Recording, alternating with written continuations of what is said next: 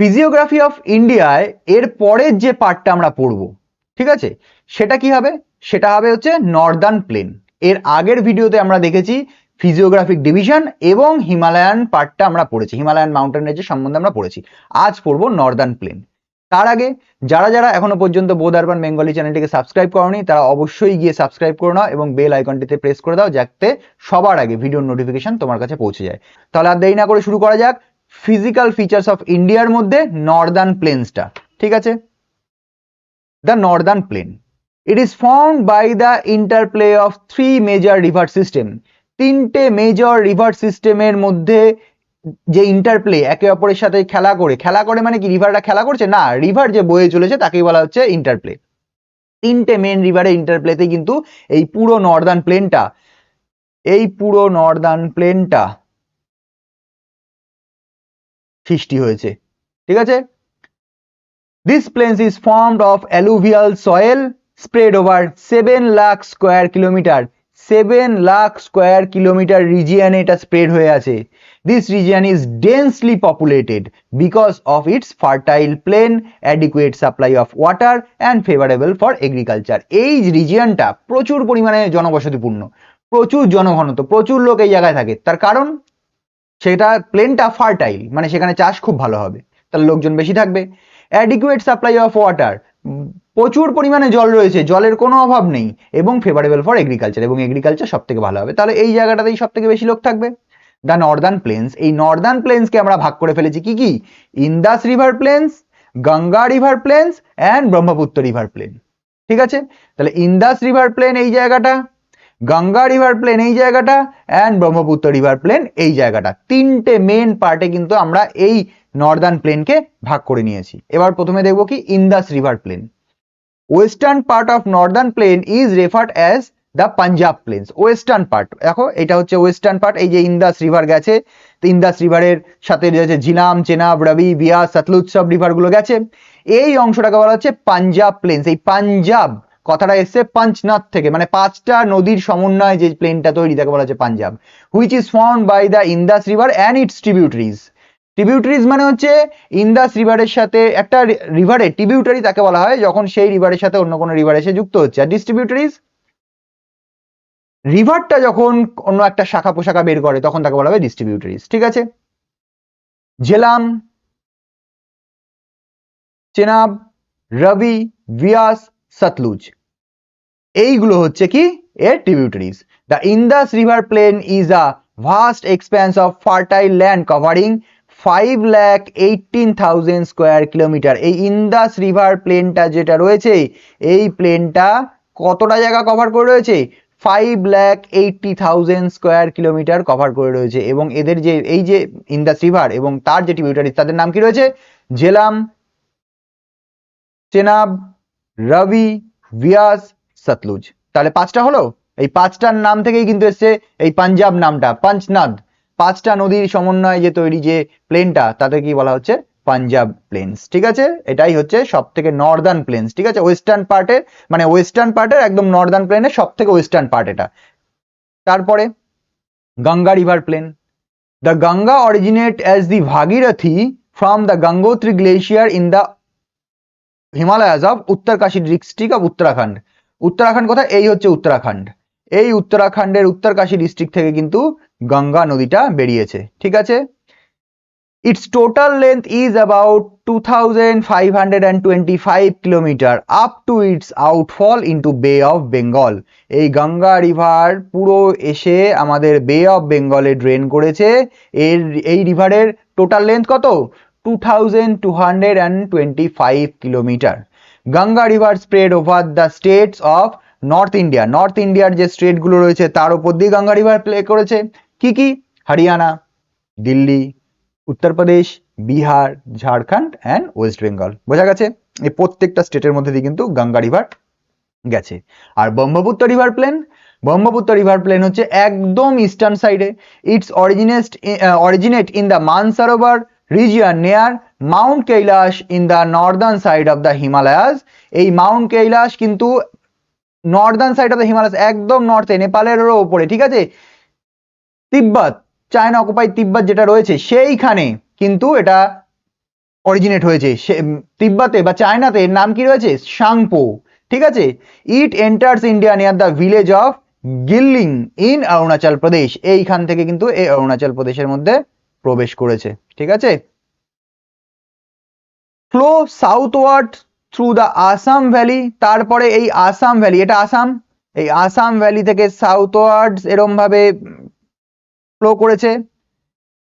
Then as Brahmaputra then south through the Bangladesh as Jamuna. Jamuna আর যমুনা দুটো কিন্তু আলাদা। যমুনা যখন কথাটা বলবো তখন সেটা বাংলাদেশের রিভার, যমুনা যখন কথাটা বলবো সেটা কিন্তু ইন্ডিয়ার রিভার। ঠিক আছে, দিল্লি থেকে যে যমুনা রিভার গেছে, তাজমহলের পাশ থেকে যে রিভারটা গেছে, দ্যাট ইজ দ্য যমুনা।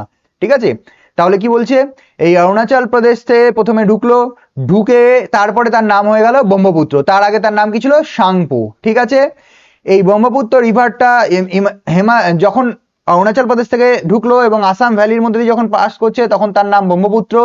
এই ব্রহ্মপুত্র রিভারটাকে বলা হয় সরো অফ আসাম। আর এই ব্রহ্মপুত্র রিভারের উপরেই সব থেকে বড়, ওয়ার্ল্ডের সব থেকে বড় রিভারিয়ান আইল্যান্ড আছে। সেই রিভারিয়ান আইল্যান্ডের নাম কি? যারা যারা জানো তারা অবশ্যই কমেন্ট সেকশনে কিন্তু জানাবে।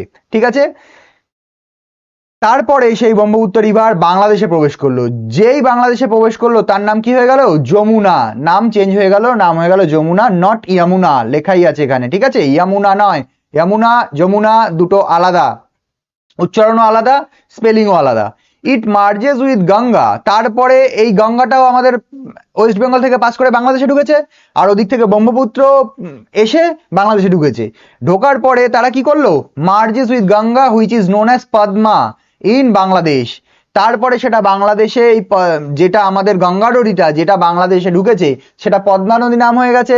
ব্রহ্মপুত্র রিভারটা যেটা আসাম থেকে বাংলাদেশে ঢুকেছে সেটা যমুনা নাম হয়ে গেছে। দুটো একসাথে যেই জায়গায় আসলো এবং মার্চ করলো, মার্চ করার পরে যে নদীর নাম দিল সেই নাম হলো মেঘনা। এই যে মেঘনা নদী, এবং সেই মেঘনা এমটিজ ইনটু বে অফ বেঙ্গল। এই বে অফ বেঙ্গলে কিন্তু এমটি করলো। ঠিক আছে, ওয়ার্ল্ডস এর largest delta that is Sundarban. এই গঙ্গা রিভারে আর ব্রহ্মপুত্র রিভারের ডেল্টাই কিন্তু ওয়ার্ল্ডের লার্জেস্ট ডেল্টা ক্রিয়েট করেছে, দ্যাট ইজ সুন্দরবন। এই কথাটা মাথায় রাখতে হবে।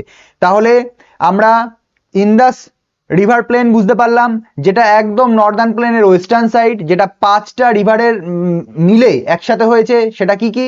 সেটা হচ্ছে ঝিলাম, চেনাব, রাবি, বিয়াস অ্যান্ড সতলুজ। তারপরে যেটা আমরা দেখলাম সেটা হচ্ছে গঙ্গা রিভার প্লেন, যা গঙ্গা উৎপত্তি কোথায় হয়েছে? প্রথমে উৎপত্তির পরের নাম ছিল ভাগীরথী, যা হিমাচল প্রদেশের উত্তরকাশী ডিস্ট্রিক্টে, উত্তরাখণ্ডের উত্তরকাশী ডিস্ট্রিক্টে সেটা অরিজিনেট হয়েছে। অরিজিনেট হয়ে অনেকগুলো স্টেট, তার মধ্যে হরিয়ানা, তারপরে দিল্লি, ইউপি, বিহার, ঝাড়খণ্ড, ওয়েস্ট বেঙ্গল সব হয়ে বাংলাদেশে প্রবেশ করে গেছে। তারপরে আমরা দেখলাম ব্রহ্মপুত্র, যা আমাদের চায়নাতে বা তিব্বতে আমাদের অরিজিনেট হয়েছে, সেখানে নাম ছিল সাংপো। তারপরে তা অরুণাচল প্রদেশ থেকে ভেতরে ঢুকলো, ঢুকে পুরো আসামের মধ্যে থেকে সেই রিভারটা পাস করলো, পাস করে সেটা বাংলাদেশে প্রবেশ করলো। বাংলাদেশে প্রবেশ করার পর ব্রহ্মপুত্র নদীর নাম কি হয়ে গেল? যমুনা। আর বাংলাদেশে প্রবেশ করার পর গঙ্গা নদীর কি নাম হয়ে গেল? পদ্মা। এই পদ্মা এবং যমুনা দুটো যখন একসাথে মিশে গেল, মিশে গিয়ে কি নাম হলো? মিশে গিয়ে নাম হলো মেঘনা।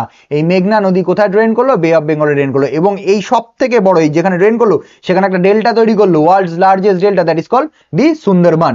তাহলে আশা করি যে নর্দার্ন প্লেনটা সেটা ওভারঅল তোমরা বুঝতে পেরেছো কি হয়েছে। এরপরে এই নর্দার্ন প্লেনকে আরো 4টে রিজিয়নে আমরা ভাগ করেছি।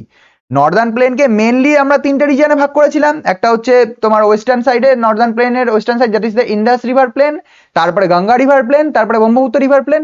এরপরে এদেরকে আমরা আরো 4টে ভাগে ভাগ করেছি। সেই 4টে ভাগ কি? একটা হচ্ছে ভাবার। এটা কি? Rivers after descending from the mountain. এই মাউন্টেন থেকে রিভার ডিসেন্ড করার পরে, মাউন্টেন থেকে রিভার ডিসেন্ড করার পরে কি হচ্ছে?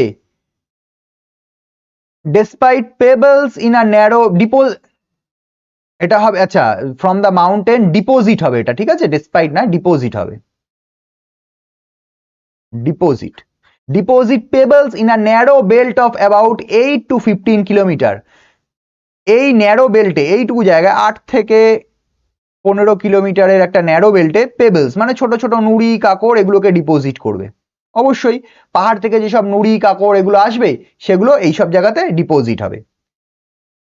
With laying parallel to the slope of Shivalik, আমরা জানি একদম নর্দার্ন সাইডটা হিমাদ্রি, তারপরে হিমাচল, তারপরে শিবালিক, তাহলে এই জায়গায় শিবালিক ছিল, তাহলে শিবালিকের একদম স্লোপে এটা করবে। All the stream disappears in the ভাবার বেল্ট, এই স্ট্রিমগুলো যেগুলো আসবে, নদীর যে ধারা তাকে বলা হচ্ছে স্ট্রিম, এই স্ট্রিম যেগুলো আসবে সেগুলো হঠাৎ করে ডিসঅ্যাপিয়ার হয়ে যাবে, মাটির তলায় ঢুকে যাবে, দেখা যাবে না। তারপরে কি তারাই, সাউথ অফ ভাবার, তাহলে ভাবার হলো এইটা, এরপরে এটা নর্থের দিক, এইদিকে সাউথের দিক, আমি ওই সাইড থেকে দেখছি, আমি এরকম সামনে থেকে দেখছি না, ঠিক আছে, সাইড থেকে দেখছি। তাহলে নর্থের দিক থেকে এবার তরাই অঞ্চল এই দিকটায়, তাহলে south of Bhabar the stream reemerge and create a wet swampy marshy region known as তারাই। ভাবারে হঠাৎ করে স্ট্রিমগুলো অদৃশ্য হয়ে গেল, মাটির তলায় চলে গেল, তারপরে আবার রি-ইমার্জ করলো, রি-ইমার্জ করে কোন জায়গায় আসলো, তরাই অঞ্চলে, তরাই অঞ্চলে রিইমার্জ করলো, এবং যেই রিইমার্জ করলো এই জায়গাটা কিরকম হয়ে গেল, স্বাম্পি, ভেজা ভেজা কাদায় পরিপূর্ণ একটা অঞ্চল, সেই অঞ্চলটাকে বলা হচ্ছে Terai. This is a forest region full of wild life, এই জায়গাতে প্রচুর পরিমাণে ওয়াইল্ড লাইফ আছে, এটা একটা ফরেস্ট রিজিয়ন, ঠিক আছে। তরাই ডুয়ার্সের যে জঙ্গল, ওই এই হচ্ছে সেই জঙ্গলের কথা বলা হচ্ছে, সেই জায়গার কথা বলা হচ্ছে, ঠিক আছে। তারপরে হচ্ছে ভাঙ্গার, the largest part of the northern plain is formed of older alluvium, northern plain যেটা রয়েছে তার লার্জেস্ট যে পার্টটা রয়েছে সেটা কি হচ্ছে, ওল্ড অ্যালুভিয়াম, মানে এই যে নর্দার্ন প্লেন রয়েছে তার লার্জেস্ট যে পার্টটা সেটা ওল্ড অ্যালুভিয়াম। অ্যালুভিয়াম মানে হচ্ছে যেটা নদী ডিপোজিট করছে সেই মাটিটা, ওল্ড অ্যালুভিয়াম মানে অনেক আগে নদী ডিপোজিট করে ফেলেছে সেই সব মাটির কথা বলা হচ্ছে, সেই সব অ্যালুভিয়াম সয়েলের কথা বলা হচ্ছে, অ্যালুভিয়াল সয়েলের কথা বলা হচ্ছে। তাহলে এই largest part of the northern plains কি দিয়ে তৈরি, ওল্ড অ্যালুভিয়াম দিয়ে তৈরি। This part known as the Bhangar, এই জায়গাটার নাম কি বলছে, Bhangar. It lies the flat plains of river, এটা রিভারের যে ফ্ল্যাট প্লেন হয়, ফ্ল্যাট প্লেন মানে রিভার যখন বর্ষাকালে যখন ভেসে যায় রিভারের দুই কুল, সেইটাকে বলা হচ্ছে flat plains. In this region the soil contains calcareous deposit locally known as kankar, এই জায়গাতে প্রচুর পরিমাণে ক্যালকেরিয়াস ডিপোজিট পাওয়া যায়, সেগুলো কি নাম বলে, লোকালরা কি নাম দিয়েছে, তার নাম দিয়েছে কাঙ্কার।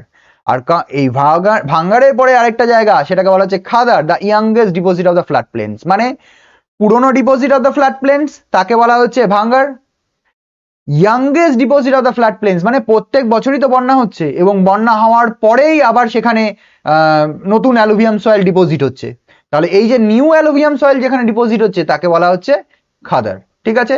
তাহলে নর্দার্ন প্লেন্সকে আমরা প্রথমে তিনটে ভাগে ভাগ করেছিলাম, সেটা হচ্ছে Indus river plain, Ganga river plain and Brahmaputra river plane.